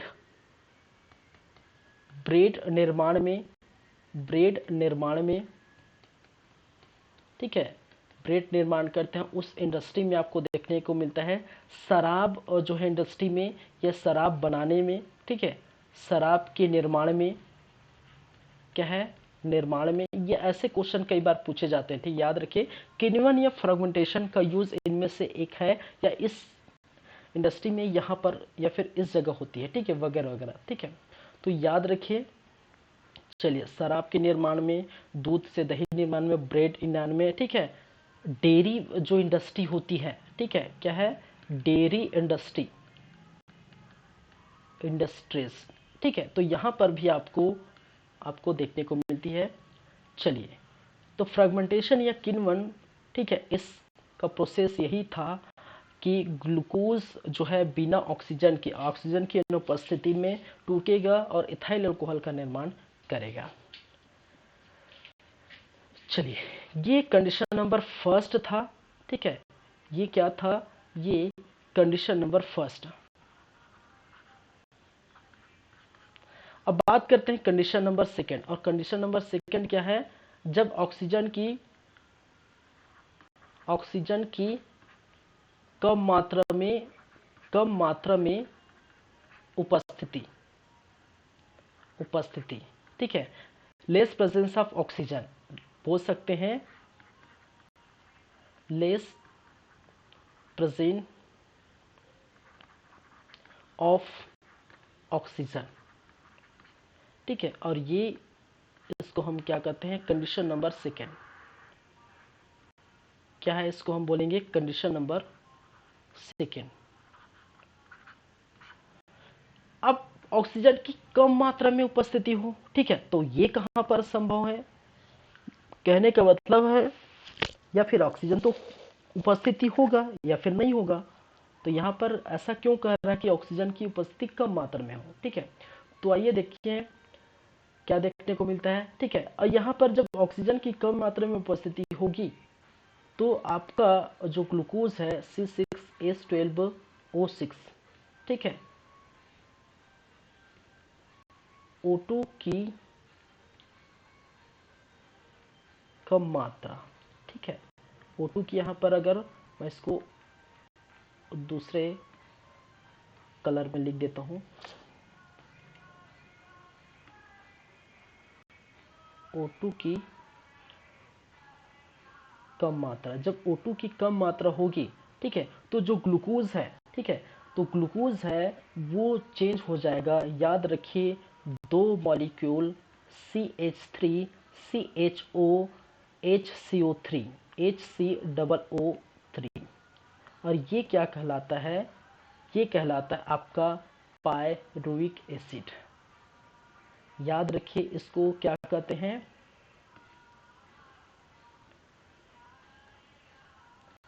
पायरुविक अम्ल। ठीक है, क्या कहा जाता है, पायरुविक अम्ल, या जिसको इंग्लिश में पायरुविक अम्ल, पायरुविक एसिड। ठीक है, यही कहलाता है पायरिक एसिड। और साथ में याद रखिए 4 ATP, ATP जो है आपका जो क्या देखने को मिलता है, ऊर्जा देखने को मिलता है। ठीक है, चलिए चलिए अब देखिए, जो कम मात्रा में मैंने बताया, ठीक है, कम मात्रा में ऑक्सीजन की उपस्थिति कब होगी, कब होगी भाई बताइए। ठीक है, कम मात्रा में ऑक्सीजन की उपस्थिति कब होगी, जब आप क्या करते हैं, जिमिंग करते हैं। ठीक है, जब आप दौड़ते भागते हैं, जब आप जिमिंग करते हैं, ठीक है, तब उस समय क्या होगी, ऑक्सीजन की उपस्थिति जो है बहुत कम मात्रा में होगी। क्यों, क्योंकि उस समय आप क्या करते हैं, जो है हांफते हैं। ठीक है, जैसे आप ज़्यादा जिमिंग करेंगे, ठीक है, ज़्यादा दौड़ेंगे तो क्या है, ज़्यादा हांफेंगे। ठीक है, और हांफने का मतलब ये है कि हमारे शरीर को जितना ऑक्सीजन चाहिए, शरीर मीन्स सेल, ठीक है, या कोशिका, हमारे कोशिका को जितना ऑक्सीजन चाहिए उतनी ऑक्सीजन नहीं मिलती, और वो क्या चाहता है कि वायुमंडल से मैं जितना ऑक्सीजन हो सके वो लेने का प्रयास करता हूँ। ठीक है, तो इस प्रकार से आप हांफते हैं, ठीक है, जिमिंग करते हैं या दौड़ते हैं, लेकिन कुछ ही देर बाद आपका हांफना ठीक हो जाता है। क्यों ठीक हो जाता है, क्योंकि आपका जो सेल है जितना मात्रा में उसको ऑक्सीजन चाहिए था उतनी मात्रा में ऑक्सीजन उनको फुलफिल हो गई, उनको मिल गए, तो आप जो है प्रॉपर क्या हो जाते हैं, शांत हो जाते हैं, हांफना बंद हो जाते हैं। ठीक है, क्योंकि जो ऑक्सीजन आप जो है नाक से लेना चाहते हैं, ठीक है, तो कभी ऐसी स्थिति में जिमिंग में या फिर रनिंग के दौरान मुंह से ऑक्सीजन लेते हैं। कभी आप देखेंगे मुंह से ऑक्सीजन लेते हैं, क्यों, ये भी खतरनाक है मुंह से ऑक्सीजन लेना, लेकिन उस समय लेते हैं। खतरनाक क्यों है, क्योंकि मुंह से ऑक्सीजन लेंगे तो धूल मिट्टी कण जो नाक से जाती है, तो वो जो नेजल चेम्बर में जो हेयर्स होते हैं वहां पर जो धूल मिट्टी कण चिपक जाते हैं, लेकिन मुंह से ऑक्सीजन लेंगे तो यहाँ पर दिक्कत ये है कि धूल मिट्टी कण भी अंदर चला जाएगा। ठीक है, तो यहाँ पर जो है बहुत ज़्यादा मात्रा में अगर कमी होती है तो हमारा जो है सेल लगातार ऑक्सीजन लेने की कोशिश करता है। ठीक है, तो उसी समय हमें क्या होती है, उसी समय हमें क्या होती है, ऑक्सीजन की कम मात्रा, ठीक है, ऑक्सीजन की जो मात्रा है कम मात्रा में होती है। ठीक है, अब दिक्कत ये है कि जो पायरिक एसिड जो है हमारा जो ग्लूकोज है, हमारे अंदर जो सेल में बैठा ग्लूकोज है वो टूटेगा ऑक्सीजन की कम उपस्थिति में। तो ऑक्सीजन की कम उपस्थिति में टूटेगा तो वो किसका निर्माण करता है, पायरिक एसिड का निर्माण कर लेता है। ठीक है, किसका निर्माण करता है, पायरिक एसिड का निर्माण करता है।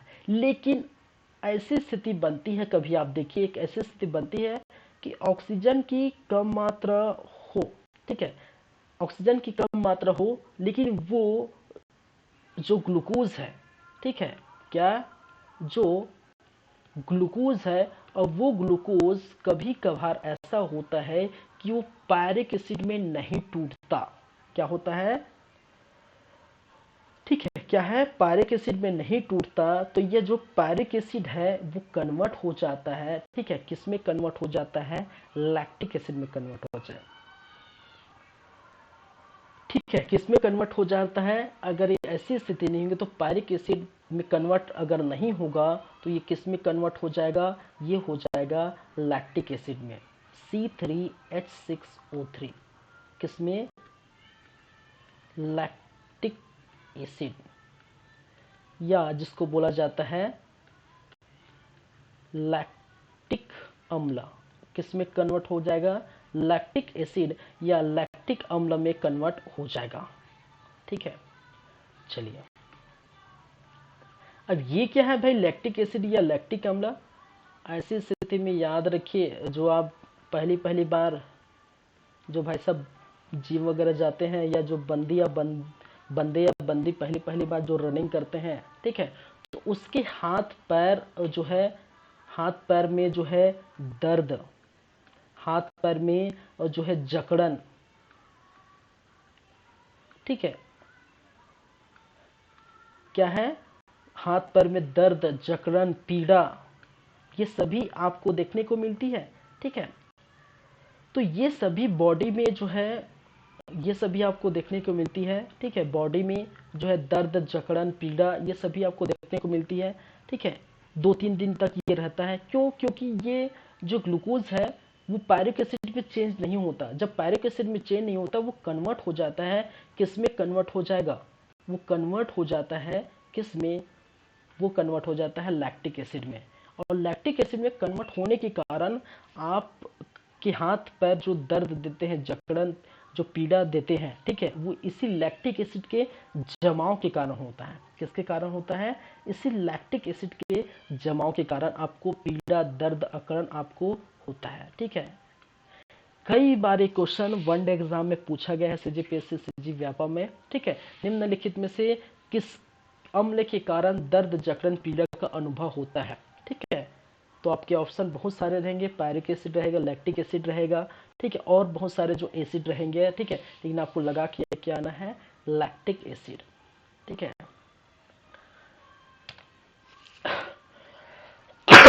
सॉरी,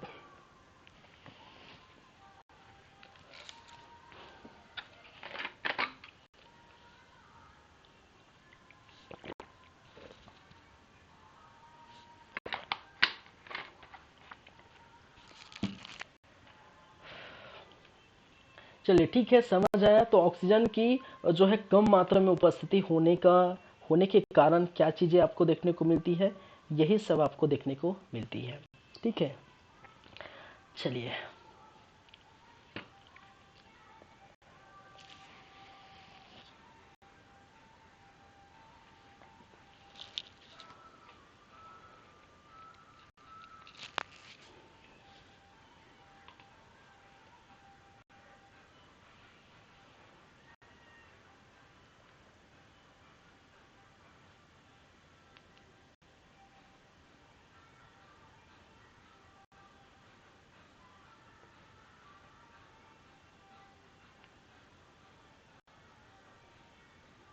चलिए, अब देखिए इसके आगे जाएंगे तो आप पाएंगे ये जो पूरा प्रोसेस आपका हो रहा है, ठीक है, देखिए ये जो पूरा प्रोसेस होगा, ये जो पूरा प्रोसेस होगा, ये प्रोसेस कहाँ होगा, ठीक है, ये प्रोसेस आपका कंप्लीट देखने को मिलेगा, होगा आपके कहाँ पर, सेल में, किस में होगा, पूरा प्रोसेस कहाँ होगा, सेल में, ठीक है, और सेल के किस स्थान पर, ठीक है, सेल में बैठा है साइटोप्लाज्म, ठीक है, कहाँ पर, साइटोप्लाज्म, कहाँ पर होगा, साइटोप्लाज्म, ठीक है। ये जो पूरा प्रोसेस है, ठीक है, ये पूरा प्रोसेस कहाँ पर देखने को मिलेगा, साइटोप्लाज्म में, ठीक है, और ये प्रोसेस एक साइकिल की तरह चलता है जिसको हम कहते हैं ग्लाइकोलाइसिस साइकिल, देखेंगे क्या है ग्लाइकोलाइसिस साइकिल, हम देखेंगे, ठीक है।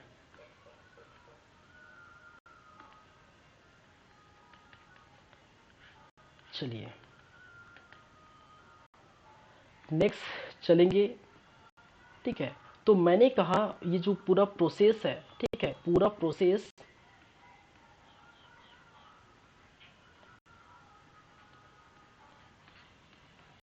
पूरा प्रोसेस ठीक है साइटोप्लाज्म में एक प्रॉपर साइकिल में कंप्लीट होता है। ठीक है, पूरा प्रोसेस साइटोप्लाज्म में, ठीक है, एक साइकिल के रूप में, ठीक है, एक साइकिल में कंप्लीट होता है। ठीक है, एक समझेंगे साइकिल में कंप्लीट होगा,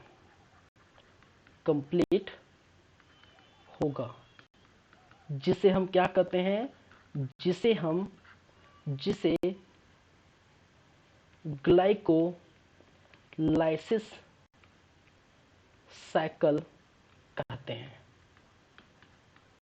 क्या कहते हैं? Glycolysis cycle. ठीक है, चलिए, तो ये जो चीजें हैं वो प्रॉपर ये किसके अंदर होगी? ये सेल के अंदर होगी। ठीक है,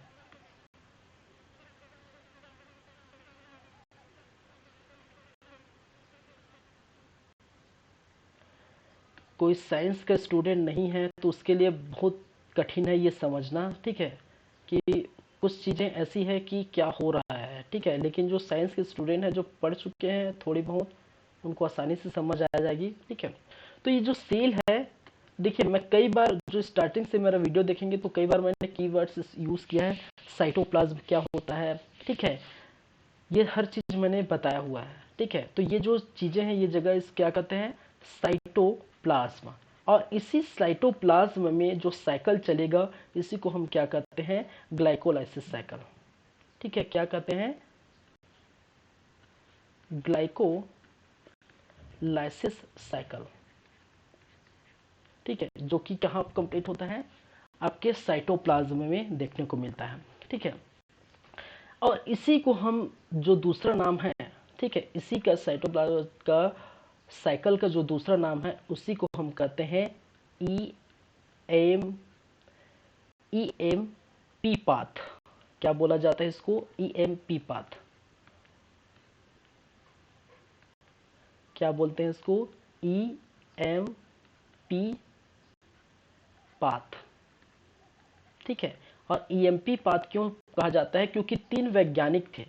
ठीक है, 3 ऐसे वैज्ञानिक थे जो अपने नाम के पहले लेटर से, ठीक है, इन्होंने इस पाथ को खोजा था। ठीक है, चलिए, 3 वैज्ञानिक का फर्स्ट लेटर के नाम पर रखा गया है जिन्होंने क्या किया था? इस बात को खोजा गया था। एक का नाम है एमडन, दूसरा जिसको कहा जाता है मेयरहॉफ, ठीक है, मेयरहॉफ, और तीसरा फर्सन रैस। चल, इस प्रकार से ये नाम है। ठीक है, और इस नाम का जो फर्स्ट लेटर है, ठीक है, जो फर्स्ट लेटर है, ई है, एम है, पी है, और इसी के नाम पर ये रखा गया है। और तीनों क्या है? तीनों जो है क्या है? वैज्ञानिक है। तीनों क्या है? वैज्ञानिक। और तीनों वैज्ञानिक क्या किया है? जिन्होंने क्या की है? इस साइकिल की खोज की है। इस किसकी? साइकिल की क्या है? खोज की है। ठीक है, इस साइकिल की खोज किसने की है? इन तीनों वैज्ञानिकों ने की है, और इसलिए इसका नाम EMP पाथ रखा गया है। और इसका नाम जो है उसको हम क्या कहते हैं? दूसरा नाम जो पुकारते हैं उसको हम क्या कहते हैं? Glycolysis cycle. ठीक है, EMP पाथ या ग्लाइकोलाइसिस साइकिल। और ये कहाँ कंप्लीट होता है? ये होता है आपके साइटोप्लाज्म में। कहाँ कंप्लीट होता है भाई? साइटोप्लाज्म में। ठीक है, ये याद रखिए। चलिए, अब देखिए कहानी में क्या हो रहा है। हमने देखे हैं कहानी में क्या हो रहा है। हो तो ये रहा है कि ग्लूकोज क्या कर रहा है? C6H12O6 ग्लूकोज टूट कर, ठीक है, किसमें चेंज हो जा रहा है, ठीक है, ग्लूकोज टूट कर क्या दे रहे हैं, दो, मैं पीए लिख देता हूं, पायरिक एसिड, ठीक है, पीए कहने का मतलब है पायरिक एसिड, ठीक है, यहां पर लिख देता हूं पीए स्टैंड फॉर पायरिक एसिड, ठीक है, पीए पायरुविक एसिड,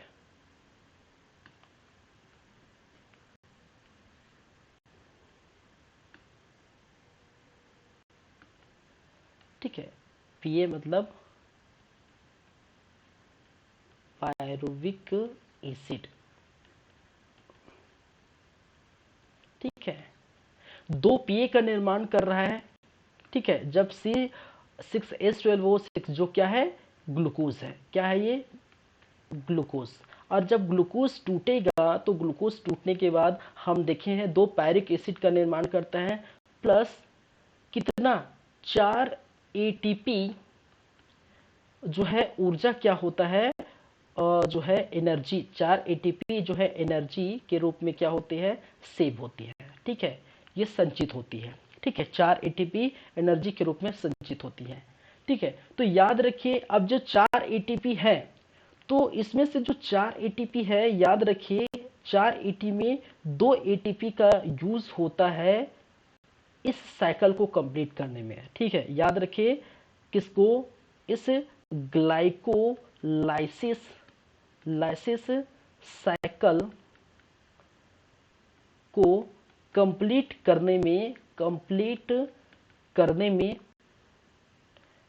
में क्या हो जाता है, खर्च हो जाता है, क्या हो जाता है, खर्च हो जाता है, ठीक है, तो C6H12O6 या फिर जिसकी बात करें ग्लूकोज टूटेगा और दो पायरिक एसिड का निर्माण करेगा, यही हम देख रहे थे पिछले में, क्या करेगा, दो पायरिक एसिड का निर्माण करेगा और 4 ATP एनर्जी जो है ऊर्जा के रूप में क्या होती है, संचित होती है, ठीक है, तो जिसमें से मैंने कहा था दो पायरिक एसिड बनेगा और 4 ATP बनेगा, तो 4 ATP या 4 ATP जो ऊर्जा है उसका खपत ये जो साइकिल चल रहा है किसके अंदर, साइटोप्लाज्म के अंदर जो साइकिल चल रहा है जिसको हम कहते हैं ग्लाइकोलाइसिस साइकिल, ठीक है, और इसी साइकिल चलने के लिए 4 ATP ऊर्जा यूज हो जाती है, ठीक है, कितनी हो जाती है, 4 ATP ऊर्जा यूज हो जाती है, तो बची कितनी, बची 4, तो फाइनल अगर हम फाइनली, ठीक है, फाइनली बात करें कि ग्लाइकोलाइसिस साइकिल का पूरा जो है फाइनली क्या होगा, ठीक है, तो फाइनली आपको देखने को मिलेगा, ठीक है, तो इसमें दो पीए मतलब पैरिक एसिड प्लस 2 एटीपी, ठीक है, तो फाइनली जो है ग्लाइकोलाइसिस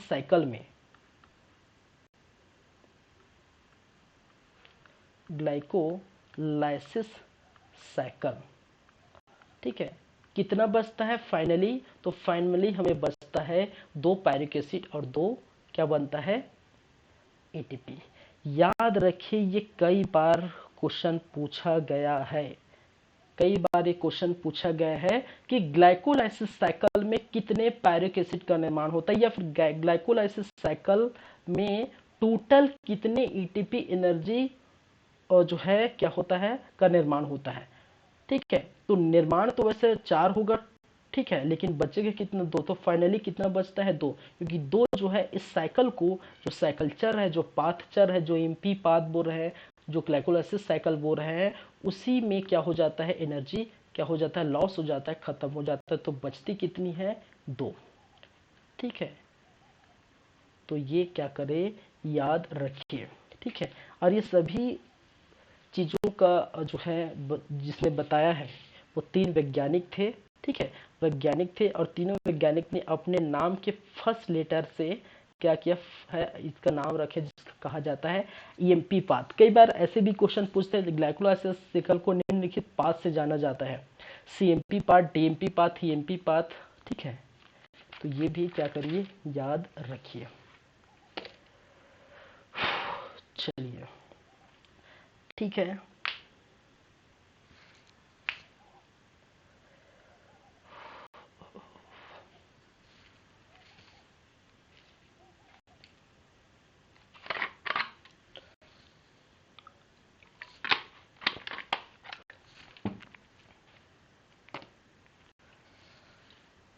ठीक है, समझ में आ रहा है। चलिए, तो ये हो गए, ये हम क्या देख रहे थे, the second condition of less presence of O2। ठीक है, सेकंड पोजीशन जो है लिख दे है लेस प्रेजेंट। ठीक है, ऑक्सीजन की कम मात्रा में उपस्थिति होगी तो ऐसी हाल रहेगा, ऐसी स्थिति देखने को मिलेगी। ठीक है, चलिए, तो हमारा कौन सी स्थिति ये खत्म होकर निकलती है। ठीक है, अनऑक्सीसोचन, मतलब यहाँ पर ऑक्सीजन की उपस्थिति क्या हो, ऑक्सीजन की उपस्थिति कम मात्रा में हो या ऑक्सीजन की पूरी तरह से उपस्थिति नहीं हो, तब की पूरी कंडीशन थी। ठीक है, अब बात करेंगे दूसरा। ठीक है, जिसको हम कहते हैं ऑक्सीजन की जो है प्रॉपर उपस्थिति हो, कहने का मतलब ऑक्सीजन हो, जैसे हम अभी स्थिति में हैं, नॉर्मल हम ऑक्सीजन ले पा रहे हैं। ठीक है, तो नॉर्मल कंडीशन में हम की बात करें, कहने का मतलब हमारे बारे में बात होगा। ठीक है, जब हम नॉर्मल कंडीशन में रहेंगे, ठीक है, तब स्थिति क्या होगी, बस कुछ नहीं है, ऑक्सीजन की उपस्थिति में ग्लूकोज टूटेगा। ठीक है, ग्लूकोज टूटेगा और टूट कर जो है एनर्जी देगा। ठीक है, चलिए,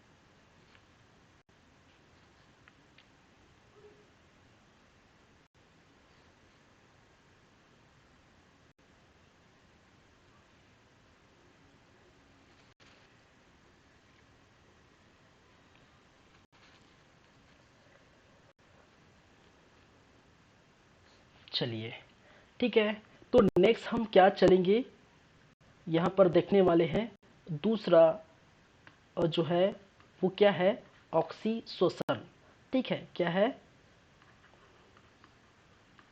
ऑक्सीशोषण, या जिसको कहा जाता है एरोबिक रेस्पिरेशन।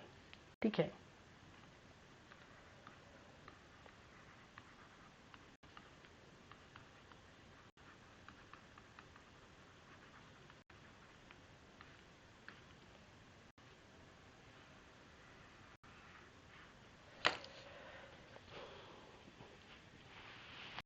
एरोबिक रेस्पिरेशन, जहां पर अब क्या होगा, ऑक्सीजन की मात्रा पूर्ण तरह से हो। ठीक है, यहाँ पर क्या होगा, जहां ऑक्सीजन की, ठीक है, उपस्थिति हो।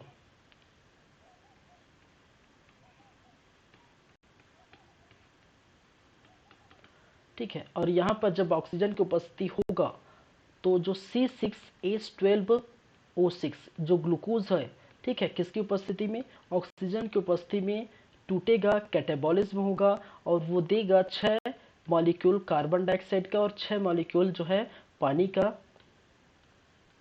ठीक है, और प्लस एटीपी, और ये देखेंगे एटीपी कितनी बनेगी। ठीक है, इसके अंदर ऑक्सीजन में लास्ट में हम देखेंगे, क्योंकि यहाँ पर जो है आप देखेंगे ऑक्सीशोषण में दो क्रिया होंगी। ठीक है, एक जो है पहला जो साइकिल चलेगा, पहला जो साइकिल चलेगा उसको हम कहते हैं ग्लाइकोलाइसिस साइकिल, ग्लाइकोलाइसिस साइकिल चलेगा,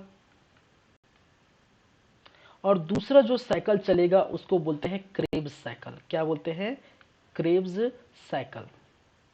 याद रखिए यहाँ पर इस ऑक्सीशोषण में दोनों साइकिल चलते हैं, और मैंने कहा था ग्लाइकोलाइसिस साइकिल में पीछे आप पलट के देखेंगे, पीछे पलट के देखेंगे तो जो ग्लूकोज है, ग्लूकोज जो है दो पी या फिर दो पैरिक एसिड प्लस दो क्या करता है, एटीपी का क्या करेगा, निर्माण करता है। ठीक है, क्या करेगा, दो पीए का निर्माण करता है, और पूरा प्रोसेस, पिछला वाला जो पूरा प्रोसेस है, ठीक है, वो प्रोसेस लगभग यहाँ पर क्या होगा, दोहराएगा। ठीक है, और दोहराने के बाद यहाँ पर आपको देखने को मिलेगा जो दो पायरिक एसिड है, ठीक है, 2 पायरिक एसिड है और ये फिर से 2 पायरिक एसिड टूटेगा, ठीक है, और टूटने के बाद ये 18 एटीपी क्या करेगा, एनर्जी देगा, 18 एटीपी, और जो है एनर्जी के रूप में क्या होगा, संचित होगा।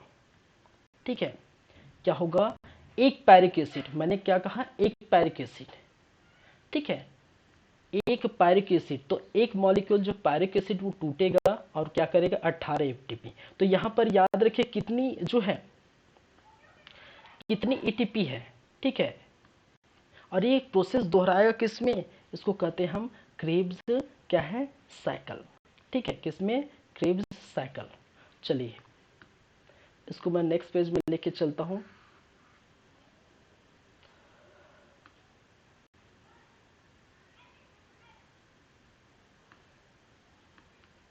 दूसरा हमने क्या था क्रेब्स साइकिल, और क्रेब्स साइकिल जो है वो क्रेब्स नामक वैज्ञानिक जो है उन्होंने क्या किया था, डिस्कवर बाय क्रेब्स, ठीक है, डिस्कवर्ड बाय क्रेब्स इन 1937। ठीक है, क्या है, क्रेब्स साइकिल जो है वो डिस्कवर किया गया था जो है क्रेब्स द्वारा, जो 1937 में, ठीक है, और इन्होंने क्या कहा था, जब ग्लूकोज थे, हमने क्या कहा, C6H12O6, इससे हमें क्या मिली थी, इससे 2 Pa मिला था, प्लस 2 क्या मिला था, एटीपी मिला था, एटीपी, और ये जो मिला था, ठीक है, वो किस कारण मिला था, ये ग्लूकोज जो ग्लाइकोलाइसिस साइकिल मिला था, ग्लाइकोलाइसिस साइकिल में देखने को मिला था। और वो आगे मैंने क्या कहा था, जब ग्लाइकोलाइसिस साइकिल की बात करें तो एक मॉलिक्यूल जो है एटीपी क्या करती है, यहाँ पर जो एक मॉलिक्यूल एटीपी जो है, एक मॉलिक्यूल जो है सॉरी पीए क्या करेगी, 18 एटीपी क्या करती है, बनाती है। ठीक है, कहां पर, क्रेब्स साइकिल में। अब देखिए जब 18 एटी बनाएगी तो एक जो है 18 दूनी कितने होगी, कितना होगा भाई, 18 दूनी 36, कितनी होगी, 18 दूनी क्या होगा, ये हो जाएगा 36, और 36 जो है एटीपी का निर्माण करेगी, प्लस 2 एटीपी का निर्माण करेगी। ठीक है, 36 एटीपी प्लस कितना, 2 एटीपी, 2 एटीपी।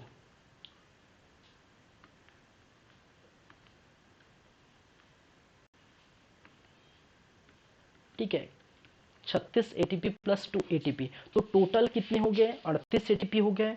ठीक है, तो जिसमें से आपका जो प्रोसेस है, ठीक है, जो क्रेब्स साइकिल किसमें कंप्लीट होगा, ठीक है, क्या है, याद रखिए जो क्रेब्स साइकिल है, क्रेब्स साइकिल, ठीक है, कंप्लीटेड इन माइटोकॉन्ड्रिया, ठीक है, कंप्लीटेड इन माइटोकॉन्ड्रिया, माइटोकॉन्ड्रिया, ठीक है, और माइटोकॉन्ड्रिया में कंप्लीट होगा तो यहाँ कितना बना रहे हैं, सिर्फ 36 एटीपी यहीं पर बना रहा है। ठीक है, और 2 एटीपी कहाँ से आया है, ठीक है, 2 एटीपी कहाँ से है, ग्लाइकोलाइसिस साइकिल से, तो ये किसके है, ग्लाइकोलाइसिस साइकिल से 2 एटीपी है। ठीक है, और यहाँ पर ये क्रेब्स साइकिल से है, किससे, क्रेब्स साइकिल से आपको देखने को मिलेगा। ठीक, तो क्रेब्स साइकिल कंप्लीट होगा आपका कहाँ पर, माइटोकॉन्ड्रिया में, और ग्लाइकोलाइसिस साइकिल कंप्लीट होगा आपके साइटोप्लाज्म में, साइटोप्लाज्म याद रखिए। और ये क्रेब्स साइकिल जो कंप्लीट होगा वो होगा माइटोकॉन्ड्रिया में, माइटोकॉन्ड्रिया। ठीक है, इसलिए भाई साहब क्यों कहा जाता है माइटोकॉन्ड्रिया को जो है कोशिका का विद्युत गृह, क्यों कहते हैं, क्यों कहते हैं, क्योंकि 38 एटी में ये खुद ब खुद जो है 36 एटी भी खुद जो है क्या करता है, एनर्जी संचित कर लेता है एटीपी के रूप में। ठीक है। तो माइटोकॉन्ड्रिया में कंप्लीट होगा क्रेब्स साइकिल, ठीक है, जो जहाँ पर 36 एटीपी कंप्लीट होता है, और ग्लाइकोलाइसिस साइकिल में कंप्लीट होगा साइटोप्लाज्म, और टोटल मिला के ये जो हो जाता है, ठीक है, वो होता है 38 एटीपी। ठीक है, कितना हो जाएगा, ये टोटल हो जाएगा आपका 38 एटीपी। ठीक है, कई बार ऐसे ऐसे क्वेश्चन पूछे गए हैं, मैं बता रहा हूँ, ठीक है, क्योंकि ग्लाइकोलाइसिस साइकिल कहाँ कंप्लीट होगा ये याद रखिए, ये फर्स्ट चीजें जो साइटोप्लाज्म में कंप्लीट होगा। क्रेब्स साइकिल कहाँ कंप्लीट होगा वो याद रखिए, वो माइटोकॉन्ड्रिया में कंप्लीट होगा। ठीक है, ग्लाइकोलाइसिस साइकिल में कितने एटीपी बनते हैं, 2 एटीपी का निर्माण होता है। क्रेब्स साइकिल में कितने एटीपी बनते हैं, 36 एटीपी का निर्माण होता है। ठीक है, ग्लाइकोलाइसिस साइकिल में कितने पायरिक एसिड का निर्माण होता है, तो 2 पायरिक एसिड। ठीक है, एक पायरिक एसिड कितने एटीपी का निर्माण करेगा, 18 एटीपी का। ठीक है, चलिए, तो ये सारी बातें हैं जो आपको याद रखनी है। चलिए,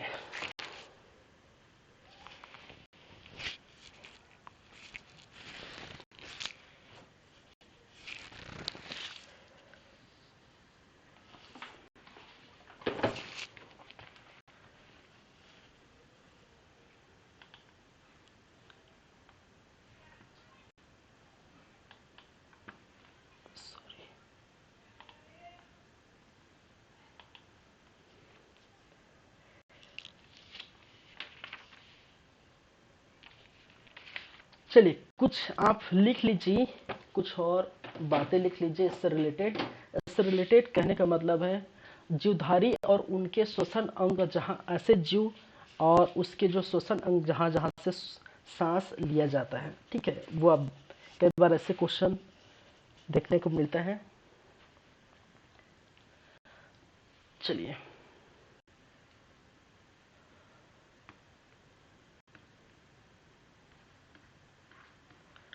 जीवधारी एवं उनकी श्वसन अंग, ठीक है, उनकी श्वसन अंग।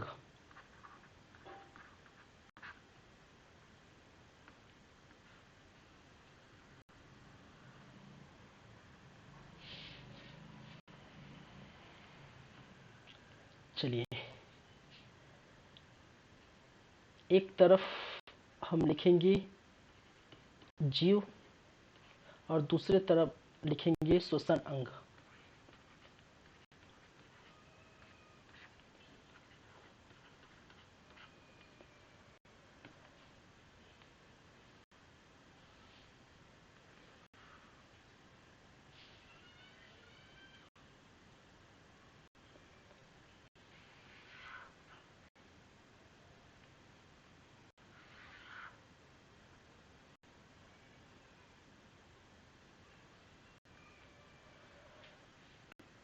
चलिए,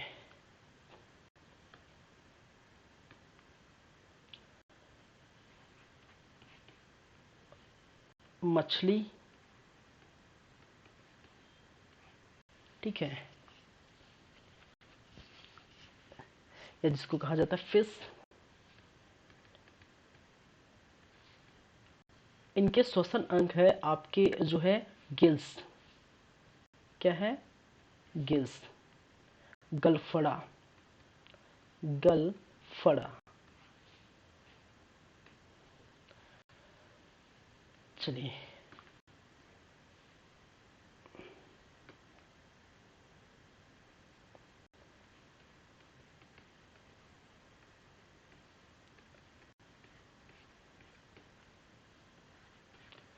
चलिए, फ्रॉग या मेढक, फ्रॉग या मेढक, ठीक है, और उसके श्वसन अंग है स्किन, लंग्स, स्किन, लंग्स, ठीक है, आपके जो है फेफड़ा और जो स्किन है, ठीक है, उससे लिया जाता है। तीसरे नंबर पर हम बात करें जोंक है, ठीक है, जिसको लीच कहा जाता है, लीच या जोंक। स्किन से ये सांस लेते हैं, ठीक है। किससे लेते हैं? स्किन से सांस लेते हैं। और जो है कीट है, और जिसके इंसेक्ट्स या फिर जिसको होता है कीट, कीट वर्ग के जो प्राणी है वो ट्रैकिया या विंड पाइप, ट्रैकिया या जिसको हो विंड पाइप, विंड पाइप अभी देखें, विंड पाइप या ट्रैकिया या श्वास नली जिसको कहा जाता है, श्वास नली, इससे ये क्या करते हैं? सांस लेते हैं, ठीक है। कुछ रेप्टाइल्स है, क्या है? रेप्टाइल्स। अब रेप्टाइल्स कहने का मतलब जो रेंगने वाले जो है, क्या है? रेंगने वाले ऐसे जानवर। जैसे रेंगने वाले कहने का मतलब सांप हो गया, छिपकली हो गया, ठीक है। जैसे सांप हो गया, छिपकली हो गया, ठीक है, बिच्छू हो गई, ऐसे रेंगने वाले जो है वो भी क्या करते हैं? किससे करते हैं? ट्रैकिया से। किससे? ट्रैकिया से या विंड पाइप से या सांस नली से, ठीक है। कुछ उड़ने वाले, ठीक है, उड़ने वाले कहने का मतलब है जो पक्षी वर्ग होते हैं, ठीक है। तो वो जितने हैं वो लंग्स से लेंगे, लंग्स। स्तनधारी भी जो है लंग्स से लेंगे, स्तन, ठीक है, धारी।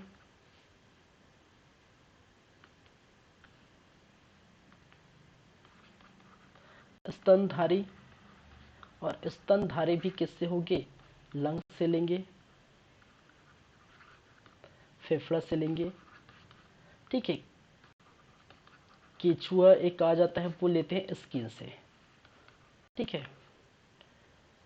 अर्थवॉर्म, ठीक है, अर्थवॉर्म, केचुआ, ठीक है। तो ये चीजें हैं, आप देख सकते हैं कुछ ऐसे क्वेश्चन पूछे जाते हैं, ठीक है, कभी कभार।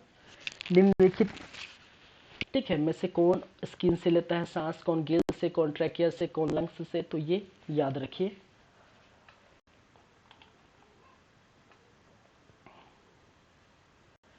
चलिए,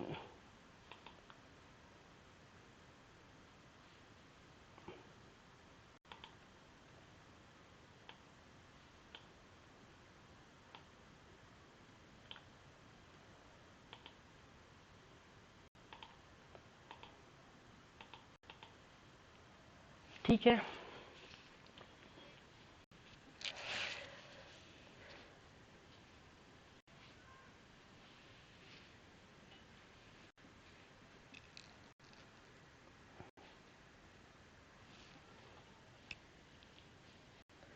चलिए, एक चीज और लिख लीजिए, ठीक है, जिसको कहा जाता है श्वसन गुणांक, ठीक है। फिर ये चैप्टर खत्म हो जाएगा, ठीक है। एक कहते हैं श्वसन गुणांक, ठीक है, जिसको हम डिनोट करते हैं आर क्यू से, ठीक है। क्या कहते हैं? आर क्यू से। रेस्पिरेशन क्वांटिटी, ठीक है, क्या बोलते हैं? रेस्पायरेशन क्या है? क्वांटिटी,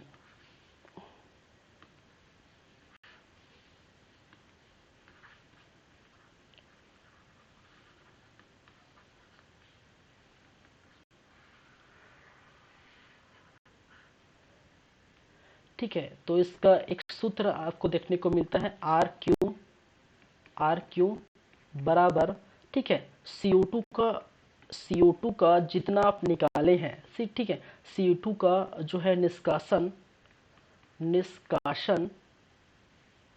ठीक है, जितना आप CO2 निकाले हैं उसको डिवाइड कर लीजिए जितना आप O2 अवशोषण किए हैं। ऑक्सीजन का क्या है? अवशोषण, अवशोषण, ठीक है।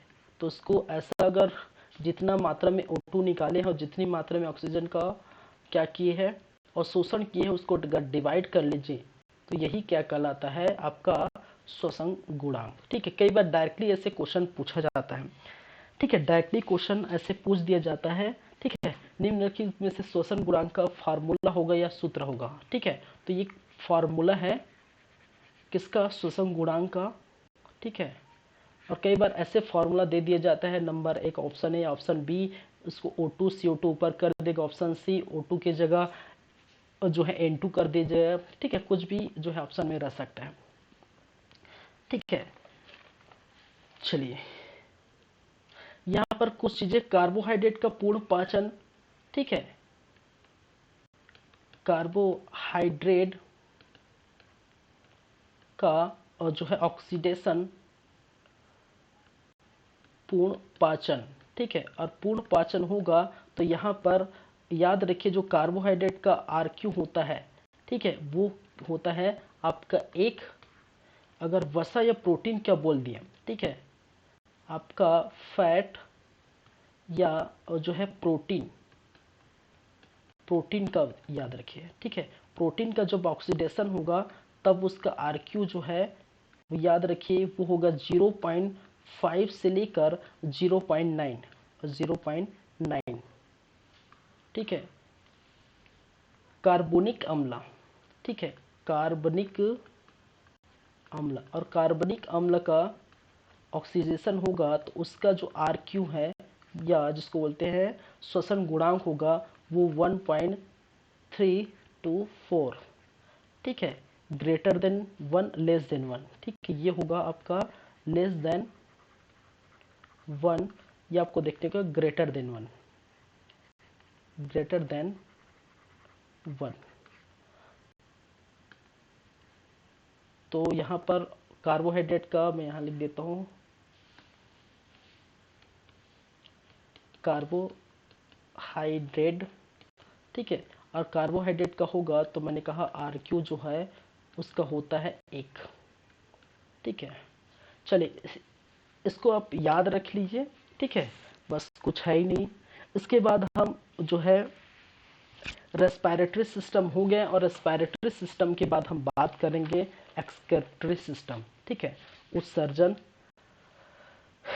तंत्र। लेकिन आज की क्लास जो है यहीं पर रखेंगे, ठीक है, नेक्स्ट क्लास जो है वो क्या होगा, नेक्स्ट क्लास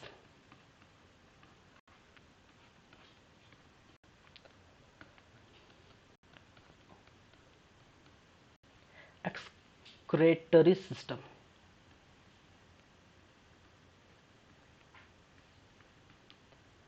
या जिसको कहा जाता है उत्सर्जन तंत्र।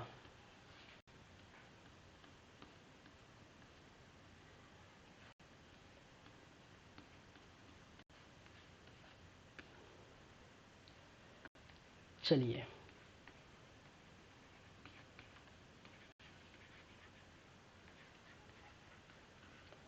थैंक यू क्लास, मिलते हैं नेक्स्ट क्लास में।